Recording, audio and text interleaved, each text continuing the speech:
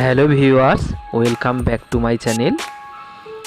দেবজিৎ নামে এক দাদা ভাই এবং ঈশান সানিয়াসি নামে দাদা ভাই ও মৌসুমি হালদার নামে এক দিদি ভাই একটা রামচন্দ্রের ছবি আঁকার জন্য অনুরোধ করেছিল। আঁকাটা স্কিপ না করে পুরো দেখবে বন্ধুরা। আর যারা চ্যানেলে নতুন দেখছো চ্যানেলটা সাবস্ক্রাইব করে দিও, সাথে থাকা বেল আইকনটা প্রেস করে অল নোটিফিকেশানটা প্রেস করে দিও, যাতে সবার আগে আপডেটটা পৌঁছে যায় তোমাদের মোবাইলে। আমি রামচন্দ্রের অনেক ছবি এর আগে এঁকেছি, আমার ভিডিওগুলোর ডেসক্রিপশন বক্সে লিংক দেওয়া আছে, সেগুলো তোমরা দেখো। আর ভালো লাগলে সেগুলোতে লাইক কমেন্ট করো। মৌসুমি হালদার দিদিভাই, তুমি রাম পরিবারের ছবি আঁকতে বলেছিলে। রাম পরিবারের ছবি পরপর আমি অনেকগুলো এঁকেছি, আবার আঁকবো। এখন যেহেতু সময় খুব কম, তাই আমি শুধু রামচন্দ্রের ছবিটা আঁকলাম। তোমরা সবাই যে যে দেবদেবীর ছবির জন্য অনুরোধ করছো, আমি এক সপ্তাহের মধ্যে আঁকার চেষ্টা করছি। সবাই একসাথে একই দেবদেবীর ছবির জন্য যখন রিকোয়েস্ট করছো, তবে আমি সেটা আঁকছি।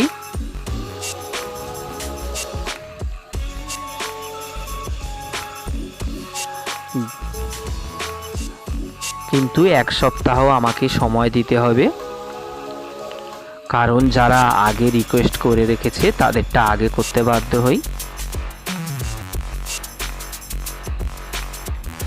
আমার অন্যান্য ভিডিওর জন্য যারা রিকোয়েস্ট করেছে তাদের নামগুলো আমি একটু বলছি।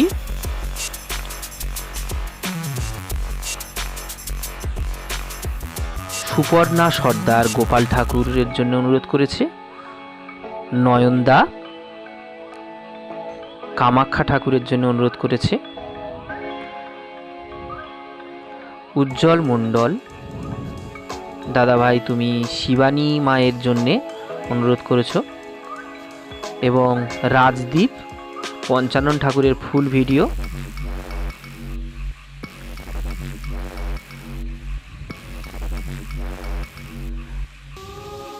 মৃন্ময় রায় হনুমান ঠাকুরের জন্য অনুরোধ করেছে। ভোলানাথ এবং পার্বতীর মডার্ন আর্টের জন্য অনুরোধ করেছে। বিশ্বরূপ চৌধুরী দেবী চণ্ডীর জন্য অনুরোধ করেছে। রমা সাহা শ্যামসুন্দরীর জন্য অনুরোধ করেছে। রেশমি বণিক লক্ষ্মী ঠাকুরের জন্য অনুরোধ করেছে।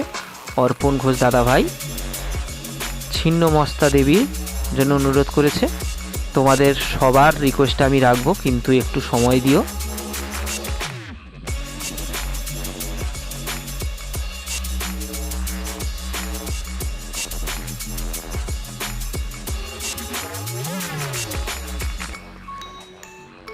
এবং জগন্নাথ সুভদ্রা বলরামের জন্য অনুরোধ করেছে, তার নামটা আমি বুঝতে পারলাম না।